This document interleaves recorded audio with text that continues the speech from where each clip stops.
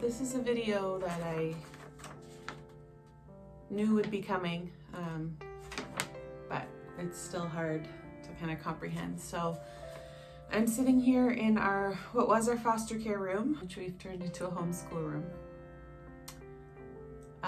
Holding this paper, letting me know, as per our conversation, the agency will be closing my foster care file, and they'd like to take this opportunity to thank me for my care and commitment to the children in our community. We wish you all the best in all that you do in the future. The service agreement you signed is now null and void. So we are no longer foster parents, which is weird because honestly, foster parenting is like one of the best things I've ever done with my life. And we've really enjoyed it. It's been 5 years, 10 kiddos, a couple more with respite, but it's a weird feeling because it's been like part of my identity for the past 5 years. And I'm sitting here in this rocking chair that has rocked many babies. I've taken a break from, creating any content because there's just been a lot going on. We said goodbye to our last foster placement about a week and a half ago, and we knew that that was the end for us.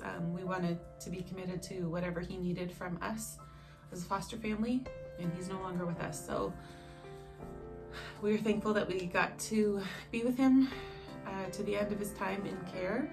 And it was over 400 days of loving the most wonderful, beautiful, precious little guy. So this may come as a shock to some of you who follow me here, and in some ways it's still kind of shocking to me, but in other ways, like, God has been just telling us this is time to close this chapter and it's time to start another. I just kind of want to talk from my heart about how I'm feeling about all this. As a foster parent, I've grown a lot, and it's really sanctified me. It's brought me closer to God because, man, did I ever need him to get through some of the days in foster care. It brought us our daughter, and we're forever grateful that she was able to join our family forever because we were her foster parents. And she's just such a precious gift to us, and we're just so thankful for her and just can't imagine life without her.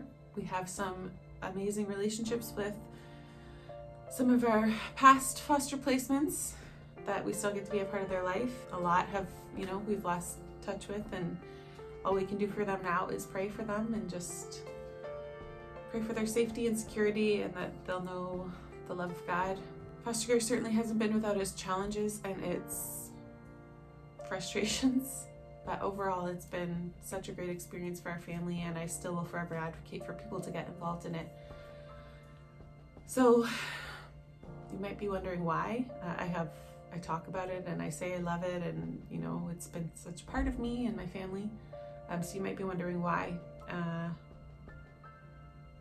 So we're still working with vulnerable kids in orphan care, but our family is actually moving to Nicaragua at the end of this year or early next year. We don't have an exact date yet, to start a ministry. We are becoming missionaries.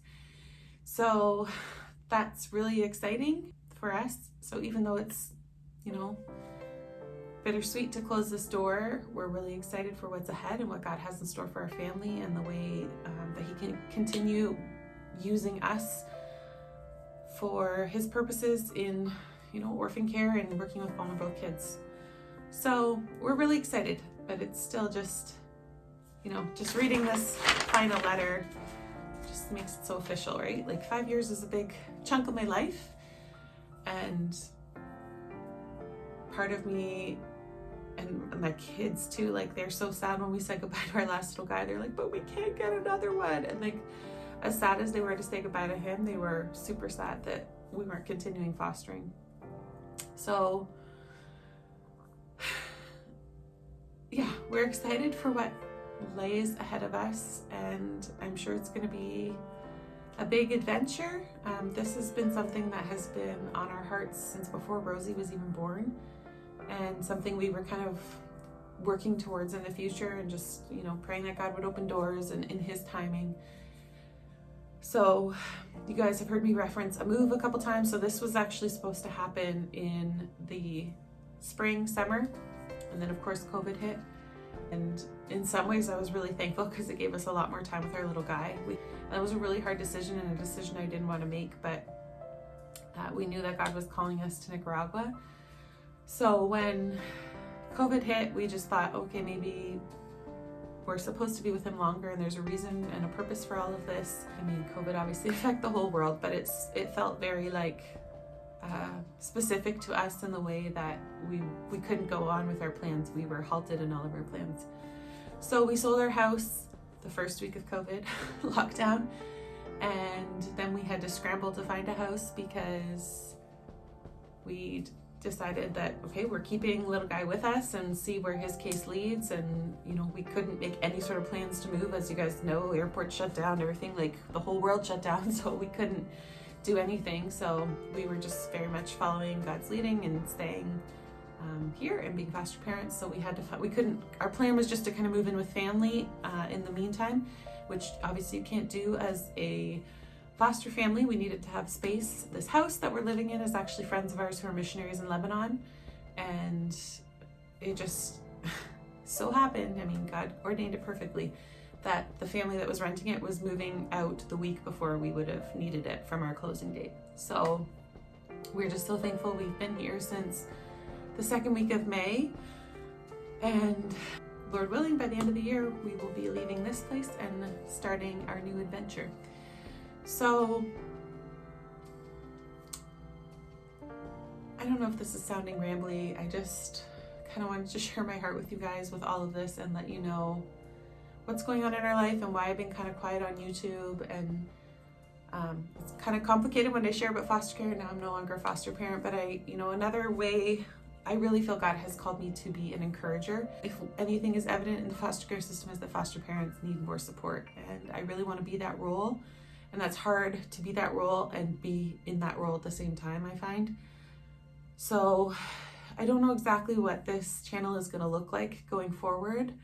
We'll definitely be sharing our life in Nicaragua and our move and all of that, like if it's just for family and friends, for us to document it, like it's a big thing that we're doing. So, and we're excited about it, and I want to look back and kind of see the journey through it. So you'll definitely see kind of videos like that. But we've held this plan with palms wide open to God, and we felt so much peace that that's where our life was heading. But there's just been like obstacle after obstacle after obstacle. Like God first laid it on our hearts January of 2017, and by the time we're there, it'll be January 2021. So it's been 4 years, an adoption process, like all of this stuff. And I'd be lying if I said sometimes I wouldn't think like, God, did we not hear you right? Is this not what we're supposed to do? But I think we just had a lot of growing to do. What we have ahead of us is very challenging. Orphan care in a third world country is a lot more complicated than it is here. But I feel here working within the foster care system, my hands are tied. Yes, I can love these kids and I can make a difference in their lives individually. But as a whole, I felt very restricted as far as how much I could help. I felt like it didn't really matter what I said. My voice doesn't really matter in the decisions of these children. All I could do is just love them and care for them and, give them all I could from myself. So I just feel called to make an impact in this world, and specifically in the world of orphan care, and working with vulnerable kids in situations, kids in scary home situations. That's what my heart beats for. So I feel like I'll be able to make a lot more positive impact there because they don't have a foster care system. So in Nicaragua, kids go to orphanages. Most of them are kind of traditional orphanages. There are some kind of family model ones, but I believe kids belong in families in order to reach their God-given potential. I don't believe kids should grow up in institutions. So I'll share with you guys a little bit more about our ministry coming up. I'll leave the website link to it down below. Right now we are in the fundraising phase and praying phase and just trying to gain prayer warriors that are going to pray for us. We know what we have coming up against us is not going to be easy. We know there's spiritual warfare that's going to happen whenever you do a big thing like this and move the way God wants you to move. There's always going to be pushback. So we're really just trying to gain a strong team of prayer warriors right now that will pray for our family and pray for our ministry and pray for the people that we're going to be working with there. And we're raising support to get there. So I will leave our website linked down below if you want more information now, but I will probably do another video just explaining a little bit more about our ministry and what we're going to be doing. And I would just want to thank you guys for being here and being a part of this and allowing me to speak into your lives, and just thank you for all your kind emails, letting me know that I helped you. I'm a little bit emotional, obviously. It's just a lot of emotions right now, but letting me know that I helped you and that I was encouraging and that I taught you something, like that just means so much to me to get messages like that. So I just want to thank you if you have been one of the many people that have done that. It just kind of assures me that I'm on the path that I feel like God has called me to. And I'm not going to stop encouraging you guys as foster parents. I'm still in this world, even though I'm not like a traditional foster parent anymore. And I also just want to ask for your prayers for our family as we start this new ministry and new life in Nicaragua. Pray for our kids, especially. This is a big change. We're all excited about it, but it's a big change. We're moving away from our family and our friends and,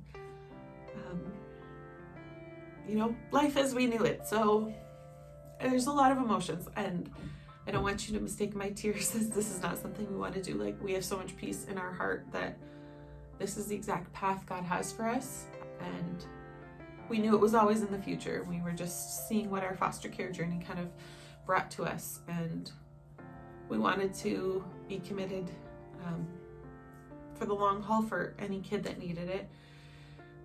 And we're thankful that we were able to kind of finish off our fostering journey here in Canada with the most, like I said earlier in the video, amazing little guy. And we're still, very emotional about the change of that. That's a big change for our family. Prior to him, our longest placement had been 6 months. So having a child for a year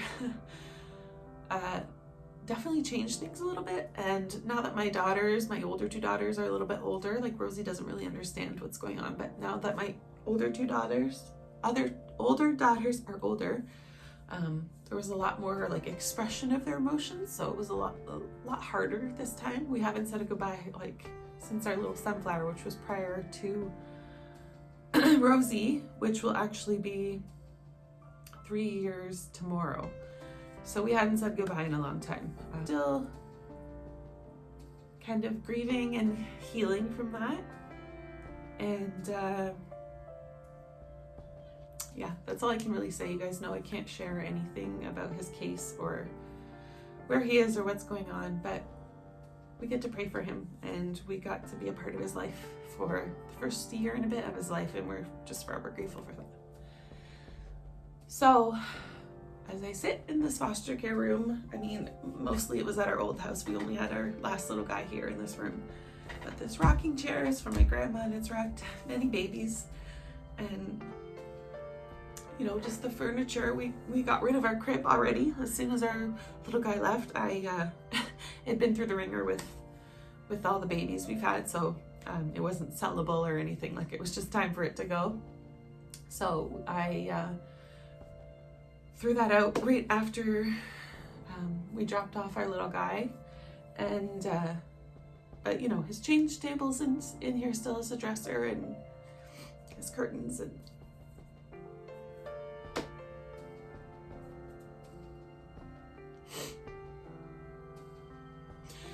it's just a sacred space. This feels like, for me, it was a place of safety and a haven for many kids, and I'm just grateful that our family got to be that for kids who needed it and families. And I just hope we did some good, not only in the kids' lives but the families as well. We always try to be an ongoing support and be open for that, but that there's two sides to that street, and it's not always the case. So I just want to end again with asking for your prayers for our family as we kind of transition out of this role and into our new role. As thanks guys. I appreciate you all. Just so great to have this online community, whether it's like I said, through emails or Facebook or whatever.